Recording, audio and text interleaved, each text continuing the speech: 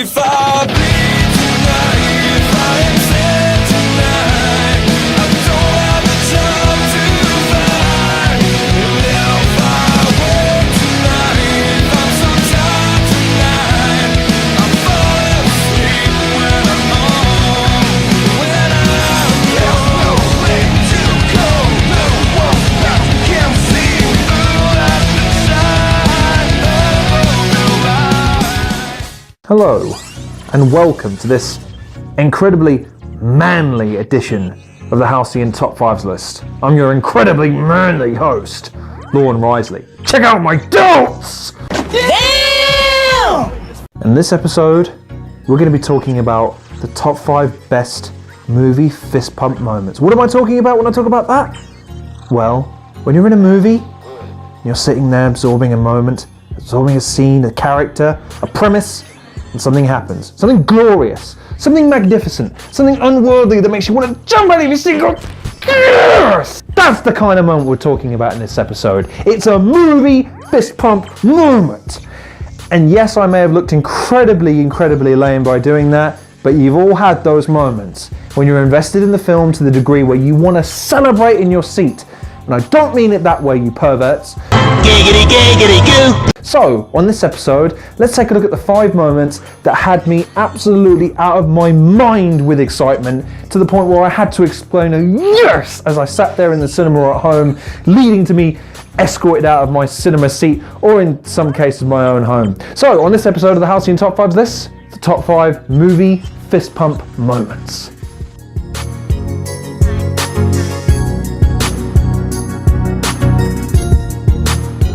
Coming in at number 5, Bruce Wayne lives, man! So let me set the scene for you. A nuclear bomb has just exploded off the coastline of Gotham, concluding a nefarious scene by Talia al Ghul and Bane, which has included the financial crippling of Wayne Enterprises, the emotional crippling of Bruce Wayne, and the small matter of the actual crippling of Bruce Wayne given Bane's customary back angulation therapy. But add to that a terrorist seizure of the entire city of Gotham, in which the entire police force has been, there's a word I'm looking for here, incapacitated to a certain degree. With Bane running rampant, Batman mans up from his little back boo-boo. There's a vertebra protruding from your back. It has to be put back. A few moments later. Just a flesh wound. And wins back Gotham, seemingly at the expense of his own life. When the clues start coming into view, the music begins to build, the faces of the cast light up when the realization hits them. Then, not only does Batman get Catwoman, giggity giggity giggity, giggity giggity goo, not only does he make it to a sweet little restaurant to greet Alfred with a hat tip and a drink, but the film also reveals that the sidekick turns out to be Robin himself, and he inherits the cave from Batman as the film fades to black and the theme hits. Dun dun dun dun.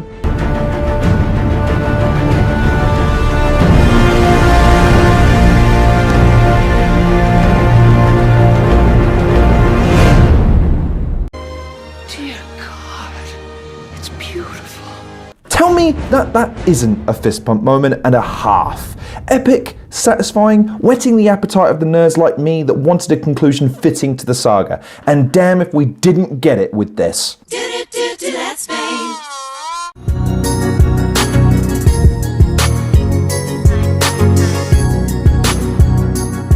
Coming in at number 4, Rocky finally wins!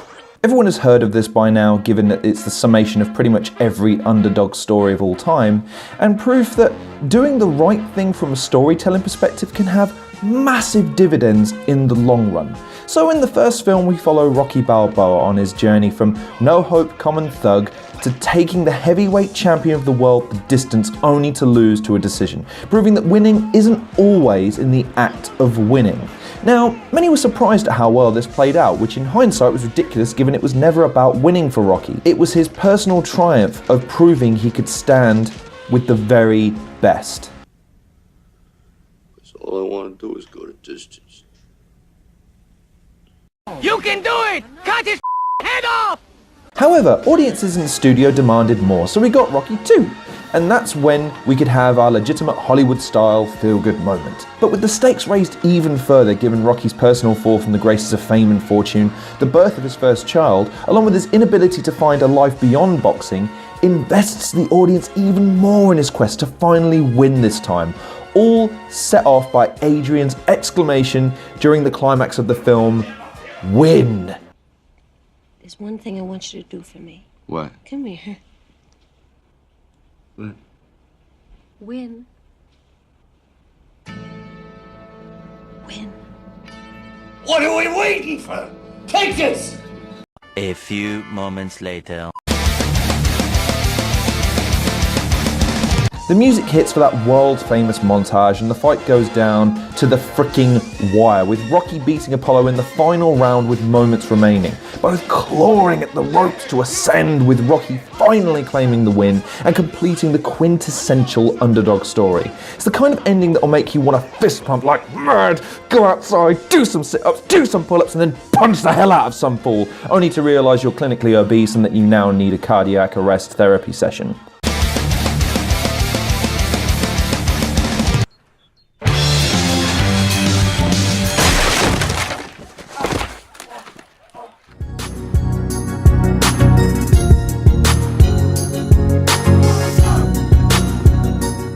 Coming in at number 3, Yoda's about to throw down, bruh. So to kick off number 3, let me ask you a question. Have you ever wanted to see an elderly elf alien throw down with a thespian famous for playing Dracula in Scaramanga? Well, look no further. In the crap soup of a film that was Attack of the Clones, there is a gem of a moment that is perhaps the most jarring and cheer-inducing moment in all but one of the Star Wars films. Leading up to the scene in question, we have Obi-Wan and Edward Cullen chasing after Darth Dracula, to corner him and commence with a standard prequel lightsaber duel that ends with the diuretic duo having their asses handed to them, when, suddenly, Dooku turns with a look on his face that can only be described as his "oh f*** face." It was at this moment that he knew. He f***ed up. A shadow is cast on the wall, with Yoda swanning in, looking to pick a fight. They exchange words, whip out their powers for a metaphysical dick-measuring contest that Dooku decides ends in a draw, demonstrating that maybe he's threatened by the 2-foot-nothing Yoda when it comes to the size of the blaster he's packing. And then he goads Yoda, stating it must be settled with a duel, a lightsaber duel, and we as fans all gasp, realising what we were about to witness.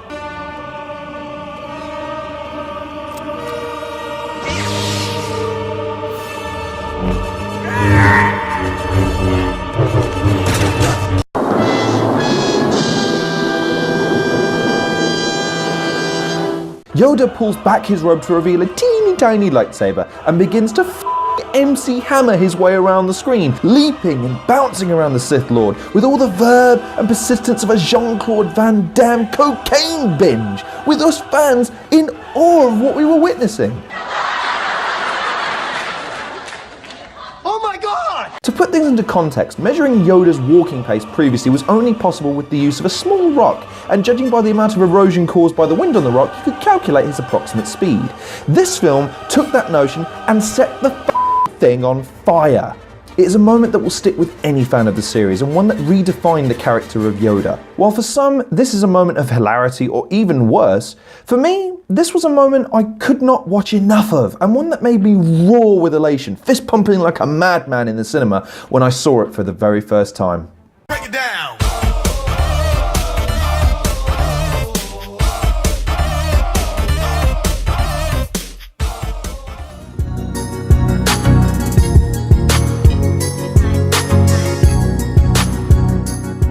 Coming in at number 2, Darth Vader's about to throw down, bruh. Now we come to a moment that will take some explaining for number 2, but let's take the example of Yoda in terms of his speed and mobility, and let's add another factor to it. You see, before the prequels, Darth Vader was one of the most feared and beloved cinematic villains of all time, a character who was mysterious, terrifying, relentless, badass in his actions and design, but towards the end of the saga, oddly sympathetic and one that kept the fans enticed, and possesses the honour of having proclaimed the most iconic moment and statement in all of cinematic history when he decided to forego the paternity test and exclaim that Luke Skywalker, the hero of the series, was his son. That's very unlikely. For years, this was the lasting impression we had of Vader. Then, Rogue One was released, a film that centered around the Star Wars universe, but instead of following around the Skywalkers around like a weird sci-fi reality show, focused on secondary characters. The film itself is great and builds to a magnificent battle and a satisfying, if not bittersweet ending. But just as you think the film is over, they drop the single best moment I have ever seen in a Star Wars film ever. Well, we're waiting. And while, yes, that is a highly controversial and semantic statement, what me and my friends witnessed in the cinema and how we reacted, along with the indelible impact it left on us, will never be forgotten. The rebels have retrieved their crucial data. They need only get aboard their ship and flee when, in a darkened corridor, a group of, well, the unluckiest bastards in the galaxy, notes an odd noise behind them that grows and grows until a gasp from a regulator and a blade of crimson light protruding from the darkness appears to absolutely ramshank their day. What follows is a massacre, but the good kind, if there is one. Hey, I doubt it. Okay.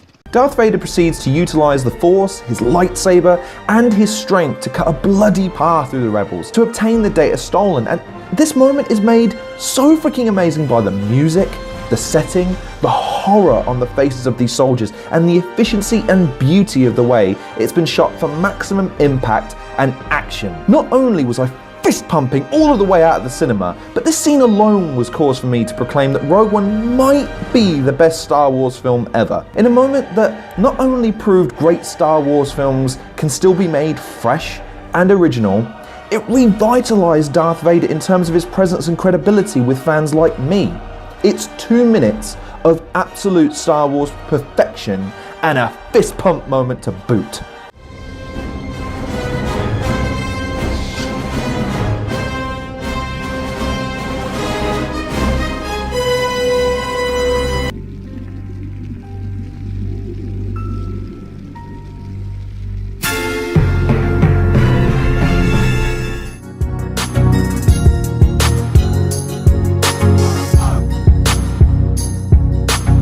So, here we are.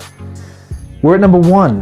The one moment in cinematic history that made me so ecstatic, so out of my mind with happiness, I jumped out of my seat, cheering, just elated. It's the Twilight Saga end credits. While the other moments can be debated and mulled over for their significance, their quality, and the semantics that go along with it, I will not entertain the idea that the moment the Twilight Saga finally died was not the best, most amazing moment in all of cinema. I love you for 1,000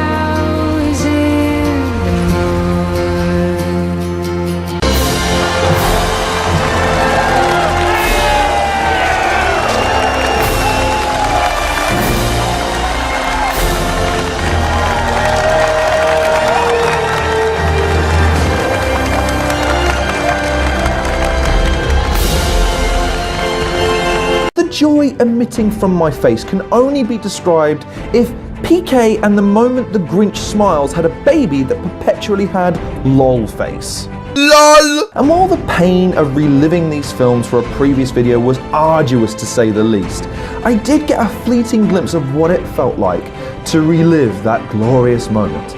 As sad as it might sound, I might have a little cry in a moment, as just talking about this godforsaken, uninspired, piss-poor acted pile of grade A money-back guarantee 100% monkey shit ending for good was the best thing I have ever seen, and I can't remember a time where I fist-pumped more at the conclusion or a moment in film than the end of the Twilight Saga, and fully earns its number 1 spot on my list. It's done. Yes, Mr. Frodo. It's over now.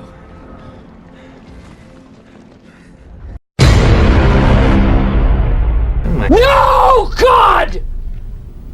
No, God, please, no! No! No! No! So there you have it. There's my top 5 movie fist pump moments. And like I say, I stand by my number 1 pick. Nothing will ever top the unbridled, almost orgasmic notion of there not being another one of these f***ing films. As much as I might want to put Darth Vader at number 1 or Batman at number 1, any one of those could have been number 1 really, but in terms of their impact, the fact it was over was a moment I could not stop celebrating, and one that immediately led to me being kicked out of my own bed for probably a month or so. I can't really remember. It was an awkward moment to have with the missus, considering she had the damn poster on the wall.